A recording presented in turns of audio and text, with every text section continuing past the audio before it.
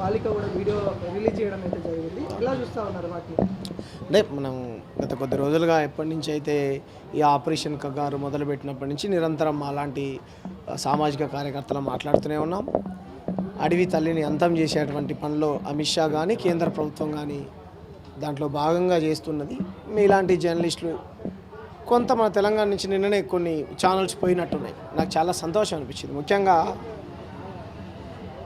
ఆ తల్లి ఏం సంపాదించుకోవాలి అంటే మేము కూడా అక్కడ పుట్టొచ్చినాం కాబట్టి మాకు తెలుసు. అమిత్ షా అన్నట్టు పురుగుల పడి చచ్చిపోతాడు. వేసుకోవడానికి అమ్మకు బట్టలు లేవు. హిడ్మా చనిపోయినప్పటి నుంచి అవే బట్టలు వేసుకుని అమ్మ నేను బాధతో చెప్తా. కాబట్టి ప్రజలు తప్పు చేసిన, ప్రజాప్రతినిధులు తప్పు చేసిన, ఎవరు తప్పు చేసినా శిక్షించేటువంటి అధికారం మీ దేశంలో న్యాయ వ్యవస్థలకు ఉన్నది. మీరు పట్టుకోండి, కోర్టులో ప్రొడ్యూస్ చేయండి, శిక్షలు వేయండి. మీకు కావాల్సినటువంటి అడవులు, మీకు కావాల్సినటువంటి ఖనిజ సంపద మొత్తం దోచుకుంటా ఉన్నారు కదా, దోచుకోండి. 6 నెలల పసిపాపని చంపారు, 90 ఏళ్ళ ముసలాయనని చంపారు. కాబట్టి అమిత్ షా నీకు దేశ ప్రజలే బుద్ధి చెప్తారు. నేను పర్సనల్గా చాలా, ఎందుకంటే మేము అక్కడి నుంచి వచ్చాము కాబట్టి పోలీసు వాళ్ళని చంపారనేటువంటి ఆరోపణలు ఏదైతే చేస్తారో మేము దాన్ని కూడా సమర్థించాం. పోలీస్ అన్నలు వాళ్ళు మన దేశ పౌరుడు, ఎవరు కూడా చచ్చిపోకూడదు. కానీ చర్చించండి కదా, పోలీసు వాళ్ళకు కూడా కుటుంబాలు ఉంటాయి. ఎవరి కోసం పోలీసులు నక్సలైట్లను చంపుతున్నారు, ఎవరి కోసం పోలీసులను నక్సలైట్లు చంపుతూ ఉన్నారు? అంబానీ, అదానీ, వేదాంత్, జిందాల్ కంపెనీల కోసం పోలీసులు నక్సలైట్లు కాల్చుకొని చచ్చిపోతే అమిత్ షాకు, నరేంద్ర మోడీకి ఆనందంగా ఉంది. మీరు అనుకున్నది ఏదైతే ఉందో సాధించారు కదా, దాంట్లో భాగంగా మైనింగ్ స్టార్ట్ చేశారు. వాట్ ఎవర్ ఇట్, ఏదైనా ప్రజాస్వామ్య పద్ధతిలో ఈ దేశంలో ప్రజలు మీకు బుద్ధి చెప్తారు. దళితులు మాట్లాడొద్దు, ఆదివాసులు మాట్లాడొద్దు, గిరిజనులు మాట్లాడొద్దు, బీసీలు మాట్లాడొద్దు, ఎవ్వరు మాట్లాడొద్దు.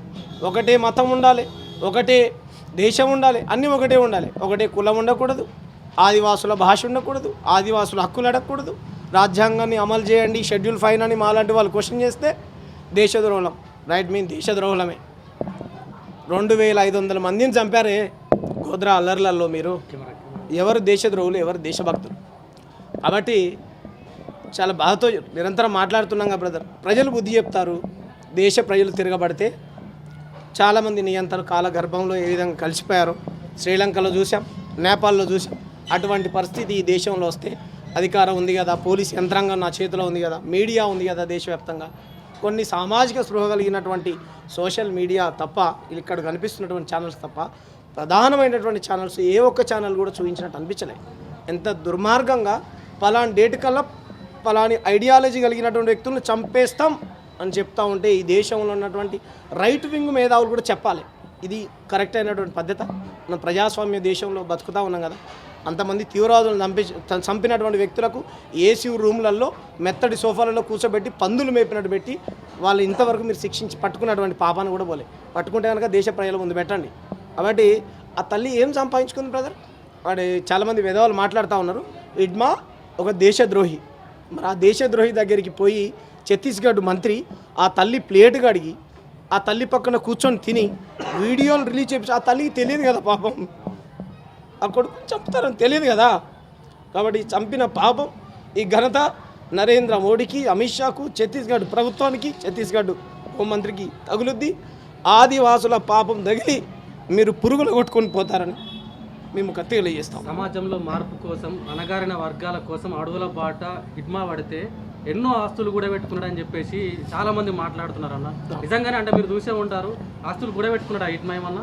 నేను ఏమంటున్నా అంటే బ్రదర్, నాకు అత్యంత సంతోషం కలిగించినటువంటి విషయం ఏంటంటే హిడ్మా చనిపోలే, హిడ్మా మాలో బతికే ఉన్నాడు. నా కొడుకు పుడితే హిడ్మా పేరే పెట్టుకుంటా, నా పిల్లలు పుడితే హిడ్మా పేరే పెట్టుకుంటా. ఓకేనా? భగత్ సింగ్ నేను గతంలో కూడా చెప్పా, సామ్రాజ్యవాదుల గుండెల్లో రైళ్లు పరిగెత్తించాడు. తప్పే, అప్పుడు కూడా ప్రభుత్వమే. మీ అందరికీ కొమరం భీం తెలుసు కదా, తహసీల్దార్ తలకాయ పగలు కొట్టాడే, మరి అప్పుడు కూడా నిజాం ప్రభుత్వమే ఉన్నది కదా. జల్ జంగిల్ జమీన్, మా భూమి మీద, మా నేల మీద, మా అడవి మీద నీ పెత్తనం ఏంది, మేము ఎందుకు పన్నులు కట్టాలని ప్రభుత్వ అధికారం కదా తహసీల్దార్ అంటే. మరి తలకాయ పగలు కొట్టాడే. ఆయన వర్ధంతిలు, జయంతిలు మనం ఎందుకు చేసుకుంటా ఉన్నాం? నీ ఇల్లు కట్టుకున్నటువంటి నీ అందమైన ఇల్లుని ఎవడన్నా కూలగొడతానంటే నువ్వు ఊరుకుంటావా? ఒకటే భాష ఉండాలి. ఆ తల్లి దగ్గరికి తెలంగాణలో ఉన్నటువంటి కొన్ని ఛానల్స్ పోయినాయి. ఆ తల్లికి తెలుగు వస్తుందా? రాకూడదు. ఒకటే భాష మాట్లాడాలి, హిందీ. ఆ తల్లికి హిందీ కూడా రాదు. భాషాధిపత్యం, కులాధిపత్యం, ఇదెక్కడ ఆధిపత్యం? కాబట్టి ఆదివాసీ సంస్కృతి సాంప్రదాయాలని నాశనం చేయాలని, ఆదివాసులు బతుకుతున్నటువంటి కొండల్ని లేకపోతే భూముల్ని వాటన్నిటిని పెట్టుబడిదారులకు ఇంతకుముందు నేను చెప్పినట్టు ఆ కంపెనీలో కట్టబెట్టడం కోసం మాత్రమే వాళ్ళు ఒక పద్ధతి ప్రకారం ప్లాన్ చేసుకుంటూ పోతూ ఉన్నారు. ప్రజలన్నీ పసిగడుతూ ఉన్నారు. ప్రజాస్వామ్యవాదులుగా మేము ఈ నరేంద్ర మోడీ చేస్తున్నటువంటి ఆపరేషన్ కగారు ఏదైతే ఉందో దాన్ని ఆపివేయాలని, ఆదివాసీ ప్రాంతాలలో ఏవైతే మీరు క్యాంపులు పెట్టారో ఆ క్యాంపులు ఇక్కడ కాదు పెట్టాల్సింది. తీవ్రవాదులు ఎప్పుడు ఎలక్షన్లు వచ్చినా మన దేశంలో జొరబడతా ఉన్నారు కదా. దయచేసి పోలీస్ అధికారులు వాళ్ళు మీ అన్నలాంటోళ్ళు ఏమంటారు, మీరైనా చెప్పేటువంటి ప్రయత్నం చేయండి. వాళ్ళు పోయి అక్కడ గస్తీ కాయండి, అక్కడ డ్యూటీ చేస్తామని చెప్పండి. ఇక్కడేం అంబానీ ఆదానిలాగా పెద్ద బంగ్లాలు బిల్డింగ్లు కట్టుకున్నాడు కాదు కదా. అడవిలో ఉన్నటువంటి ఒక చెట్టును కూడా ఆదివాసీ నరకడు. ఆయనకి ఎంత కావాలో అంత పోడు చేసుకొని పంట పండించుకొని తింటాడు. ప్రకృతిని ఎంత కూడా పాడు చేయడు ఆదివాసీ. ఎందుకంటే మేము అక్కడి నుంచి పుట్టి వచ్చినాం కాబట్టి మాకు తెలుసు. అంటే ఉరి చేసే వాళ్ళకు కూడా ఆఖరి కోరిక ఏంటి అని కూడా అడిగే స్థితి ఇక్కడ ఉంది. కాకుండా వాళ్ళని ఆఖరి కోరిక కూడా తెలుపకుండా ఏదో వైద్యం కోసం వచ్చిన వాళ్ళని ఇలా అదే నేను ఏమంటున్నాను, ఈ దేశంలో మన చంపిన ఇవన్నీ పోలీసు వాళ్ళ హత్యలు. అమిత్ షా డైరెక్షన్లో వాళ్ళని చంపండి, ఇంట్లో నుంచి ఎత్తుకొచ్చి అర్బన్ నక్సలైట్లను ముద్రేసి 6 నెలల పసిపాపను చంపారు బ్రదర్. 90 ఏళ్ళ పెద్ద ఆయనను చంపారు. కొండల్లోకి మీరు వెళ్ళినట్టున్నారు, అడవుల్లోకి గొర్రెలని మేకలని లేకపోతే ఆవులని పశువులను మేపుకోవడానికి వెళ్ళినటువంటి వ్యక్తులకు పక్కన పోలీసు తుపాకులు పెట్టి వాళ్ళకు ఏమంటారు మావోయిస్టులు అనే అటువంటి ముద్ర వేసి కాల్చి చంపి, చూడండి సార్ మీరు ఎంతమందిని అయితే లెక్క చెప్పారో అంతమందిని పట్టించాం అనే అటువంటి రీతిలో పోలీసు అధికారులు పనిచేస్తూ ఉన్నారు. అమిత్ షా దాంట్లో భాగంగానే ఇప్పుడు అదే కదా ఏమంటారు, ఎన్కౌంటర్లు ఎదురు కాల్పంటున్నావు. నిజంగా ఇజ్రాయెల్ టెక్నాలజీతో అక్కడ కూంబింగ్ నిర్వహిస్తున్నావు కదా. వాళ్ళు తుపాకులు పట్టుకొని మీ మీద దాడి చేసేటువంటి ఇది ఉన్నదా? వాళ్ళకు లేదు కదా. ప్రజలన్నీ పసిగడతాం. వాళ్ళు బండి సంజయ్ స్పష్టంగా చెప్పాడు కదా, లొంగిపోండి లేకపోతే చంపేస్తాం, లొంగిపోండి మా పార్టీ కండవ కప్పుకోండి లేకపోతే చంపేస్తాం అనేటువంటి రీతిలో మాట్లాడుతూ ఉన్నాడు బండి సంజయ్. ఇది వాళ్ళ జీవితాలు బుక్కిపాలు చేసుకుంటున్నారు. నిజంగా వీళ్ళకి దమ్ముంటే ఒక 10 రోజులు ఉండొస్తే అడవులలో తెలుసు ఎవరు అర్బన్ నక్సలైట్లు. ఒక పని చేయండి, మేము ఎవరిని రెచ్చగొట్టలేదే. మతం పేరుతో కులం పేరుతో పొద్దున్న లేస్తే హిందూ ముస్లిం పంచాయతీ పెట్టేది, పరమతం మీద ద్వేషం నింపేది, అమాయకమైనటువంటి హిందూ బిడ్డలు హిందూ యువత చనిపోవడానికి కారకులు బండి సంజయ్ కదా. మొలతాడు ఉన్నోడు లేనోడు అని మాట్లాడినోడు బండి సంజయ్ కదా. నేనేం వార్డు నెంబర్ని కూడా కాదు, నేనేం సర్పంచ్ను కూడా కాదు, నేను ఒక సామాజిక కార్యకర్తను. ఈ దేశం పట్ల నాకు అంత ప్రేమ బాధ్యత ఉన్నది. ఈ రాజ్యాంగం పట్ల లెఫ్ట్ వింగ్ వాళ్ళైనా రైట్ వింగ్ వాళ్ళైనా ఎవరు కూడా చనిపోవాలని కోరుకోం. ఈ ప్రజాస్వామ్యం పరిడిలాను కోరుకుంటాం. బండి సంజయ్ అన్నటువంటి మూర్ఖుడు తెలుసుకోవాల్సినటువంటి విషయం ఏంటంటే, నీ స్టేట్మెంట్స్ వల్ల ఈ దేశంలో 100,000 అల్లర్లు జరుగుతూ ఉన్నాయి. ఒక కమ్యూనల్ వైలెన్స్ని క్రియేట్ చేస్తూ ఉన్నావు. జూబ్లీస్లో స్పష్టంగా చూసాం. మొలతాడు ఉన్నోనికి లేనోనికి, తురుకొల్లు బామ్మర్దులు, పరమతం మీద ద్వేషం నింపడం, వాళ్ళు వీళ్ళ మీద నింపడం, వీళ్ళు వాళ్ళ మీద నింపడం, మత విద్వేషాలు పెట్టి ప్రజా సమస్యల్ని తప్పుదోవ పట్టించి ప్రజలకు కావాల్సినటువంటి మౌలిక సదుపాయాల మీద మాట్లాడకుండా ఇటువంటి మాటలు ఎవరిని కూడా తుపాకీ పట్టుకోమని ఇప్పుడు ఉందా బ్రదర్? ఒకప్పుడు ఉండే. మేము వాళ్ళని వదిలిపెట్టండి, వాళ్ళతో చర్చలు చేయండి, వాళ్ళ మాటలు వినండి, వాళ్ళ డిమాండ్స్ ఏవైతే మీ ముందు పెడతా ఉన్నారో వాటిపైన చర్చ చేయండి అంటున్నాం కదా. అంత పెద్ద చంద్రబాబు నాయుడు తెలుగుదేశం పార్టీ నడుపుతున్నటువంటి చంద్రబాబు నాయుడు వాళ్ళ మామ ఈ దేశభక్తులు అన్నాడు కదా. ఏంటి 10 ఏళ్ళు పాలన చేసినటువంటి కేసీఆర్ గారు నక్సలైట్ల ఏజెండానే మా ఏజెండా అన్నాడు కదా. ఏ పేదవాడిని కూడా నక్సలైట్ చంపడు, ఎర్ర చీమకు కూడా హాని చేయడు నక్సలైట్. పెద్దోడిని కొట్టి పేదోనికి పెడితే నేను దాంట్లోనే ఉంటా. వాడు ఎవడైనా వాడు దళితుడా ధనికుడా బ్రాహ్మణుని పక్కన పెడితే దోపిడీ చేసేవాడు దళితుడైనా బ్రాహ్మణుడైనా దొంగే, వాడు ఎవడైనా సరే. ఆ స్టాండ్తో మేము పనిచేస్తూ ఉన్నాం. కాబట్టి దొంగల వైపు బీజేపీ నరేంద్ర మోడీ ఉన్నది.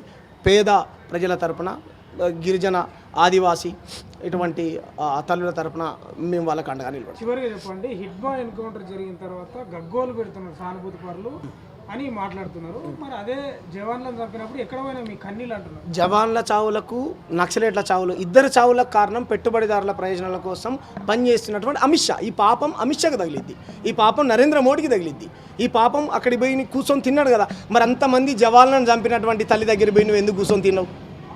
దేనికి కూర్చొని తిన్నావు? అయిపోయింది, మీరు అనుకున్నటువంటి ప్లాన్ సక్సెస్ అయింది.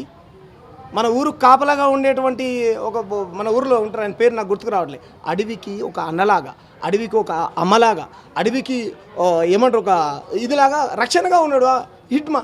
కాబట్టి హిట్మాన్ లేకుండా చేశారు. కాబట్టి మీ ఆటలు సాగొచ్చు. మీ ఆడిందే ఆట, మీరు పాడిందే పట్ట పాడండి. ఎన్ని రోజులు ఆల్రెడీ మొదలుపెట్టారు కదా, రోడ్లు వేసుకుంటారు. ఇన్ని రోజులు వేయాలన్నటువంటి రోడ్లు ఇవ్వాలి, ఎందుకు వేస్తుర్రు? మీరు అక్కడ మైనింగ్ చేసుకోవడానికి, మీ లారీలు, డీసీఎంలు, ట్రాక్టర్లు పోవడానికి. నిజంగా అభివృద్ధి చేయాలనుకుంటే ఛత్తీస్గఢ్ ఒకటే లేదు కదా బ్రదర్. ఈ దేశంలో కాశ్మీర్ నుంచి కన్యాకుమారి దాకా అనేక రకాల సామాజిక సమస్యలు ఉన్నాయి కదా. గిరిజనులని అభివృద్ధి చేయాలనుకుంటే ఆదివాసీ ట్రైబల్ ఇదే కదా. స్వయం బాపురావు గెలిపించారు కదా, ఎన్ని కోట్ల నిధులు తీసుకొచ్చి ఖర్చు పెట్టాడు? లేదు కదా. అభివృద్ధి అనేటువంటి మీరు ప్రజాస్వామ్య వ్యతిరేకులు కదా. పొద్దున్నే మీరు ప్రజాస్వామ్యం గురించి మాట్లాడతారు. మీరు ప్రజాస్వామ్యం లేకుండా చేయాలనేది కదా మీ ఐడియాలజీ. అంబేద్కర్కు వ్యతిరేకంగా, ఆదివాసులకు వ్యతిరేకంగా, రాజ్యాంగానికి వ్యతిరేకంగా పనిచేసేటువంటి వ్యక్తులు కదా. నిజంగా వాళ్ళకు ఈ దేశ పోలీసు పట్ల, ఆర్మీ వ్యవస్థ పట్ల ప్రేమ ఉంటే కనుక సచిన్ జాదవ్ అని చెప్పేసి మహారాష్ట్ర బార్డర్లో మొన్న ఆపరేషన్ సింధూర్లో అటువంటి భాగంగా ఇది అయిపోయాడు కదా, చనిపోయాడు కదా. మరి వాళ్ళ కుటుంబాల దగ్గరికి ఎందుకు పోలేదు, ఎందుకు పరామర్శించలేదు? బండి సంజయ్ నేను తీసుకొని పోతా. సరైనటువంటి ఇల్లు కూడా లేదు కదా. మొన్న వర్షం వస్తే మోకాళ్ళలో నీళ్ళు వాళ్ళ ఇంటి ముందు, చిన్న పసి పిల్లోడు. ఎందుకు? దళిత జవాన్, బీసీ జవాన్, మురళీ నాయక్ ఆంధ్రప్రదేశ్లో ఎస్టీ జవాన్. నరేంద్ర మోడీకి బ్రాహ్మణ జవాన్లే కనబడతారా? దాంట్లో కూడా కులం ఉంటుందా అని మీరు అడగొచ్చు. మరి అంతే కదా. మరి జవాన్ దగ్గర నేను పోయినా 800 కిలోమీటర్లు నా జవాన్ కోసం, నా దేశం కోసం ప్రాణత్యాగం చేశాడు, శత్రువులతో కొట్లాడని నేను పోయినా. ఉండడానికి ఇల్లు లేదు. మేము అక్కడి నుంచి డిమాండ్ చేశాం. ఇలాంటి జర్నలిస్ట్ మిత్రులు వచ్చినట్లు ఆ కుటుంబానికి 5 లక్షల రూపాయలు ఇవ్వాలి, 5 కోట్ల రూపాయలు ఇవ్వాలి, ఇల్లు కట్టించాలి. మరి ఏది? మిమ్మల్ని కాపాడుకోవడం కోసం పోలీసు వ్యవస్థని దుర్వినియోగం చేస్తానంటే అది ప్రజాస్వామ్యం అనబడదు. ప్రజలన్నీ పసిగడతా ఉన్నారు బ్రదర్. నిరంతరం మేము ప్రజా సమస్యల మీద మాట్లాడుతున్నాం. మేమేం దొంగలం కాదు. దొంగలు నీరవ్ మోడీ, విజయ మాల్యా లాంటి పందులు ఈ దేశంలో ఉన్నటువంటి ప్రజల సంపదను దోచుకొని పోయారు. మీకు చేతనైతే వాళ్ళని పట్టుకోండి. వాళ్ళు దొంగలు కదా. హిడ్మా దేశభక్తుడు, హిడ్మా తల్లి భారత మాత, మనందరి తల్లి. ఆ తల్లి మనందరి తల్లి. హిడ్మా ఒక భగత్ సింగ్, హిడ్మా ఒక బిర్సా ముండా, హిడ్మా ఒక కొమరం భీమ్, హిడ్మా ఒక అల్లూరి సీతారామరాజు.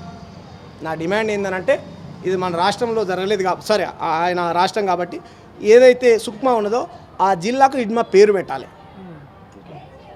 Thank you.